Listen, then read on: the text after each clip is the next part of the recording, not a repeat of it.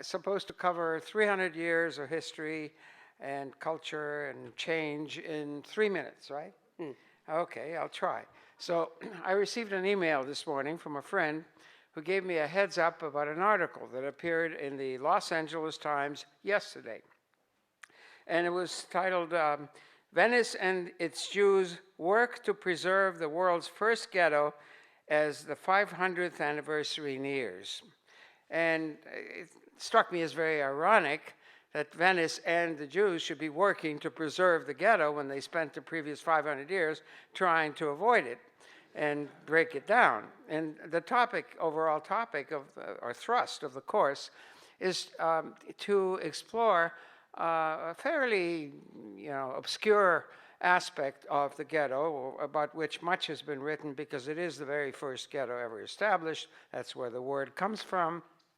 And the aspect that's not well known is the great influence and interaction between the Jews of the ghetto and the larger culture.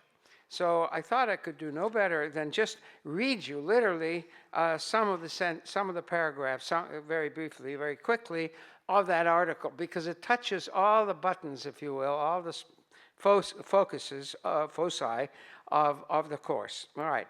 So I was lucky enough to be part of something called the NEH, National Endowment for Humanities Summer Course, or Summer Institute in Venice, the overall topic being Venice and the Jews.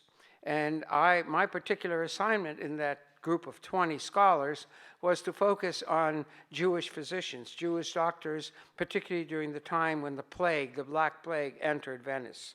So that was the focus. But I became very good friends with the co-host, the host from the Venetian side, 1 minute left, whose name was Saul Bassi, young man, whose specialty was The Merchant of Venice, Shakespeare, which was very fascinating because that was an Englishman's point of view, and yet it reflected the strong influence of the Jews that even Shakespeare would want to write a play based on that story.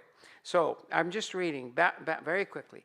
Bassi said that a third of all Hebrew publications in Europe before 1650 were Venetian, and that in 1530, when England's King Henry VIII was searching for Old Testament precedents to justify his divorce from Catherine of Aragon, he consulted with Venice rabbis.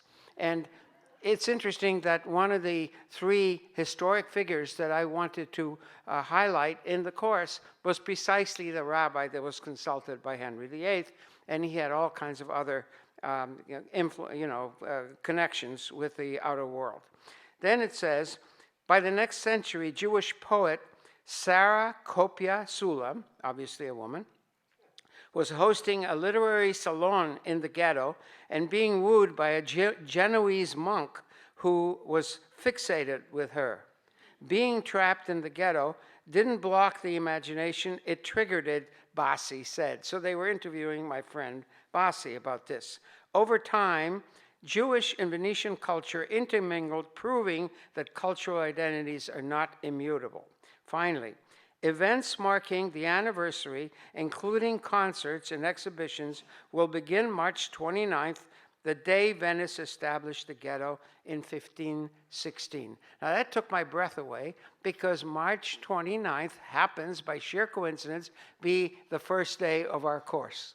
So we will begin exactly to the day on the 500th anniversary of the ghetto.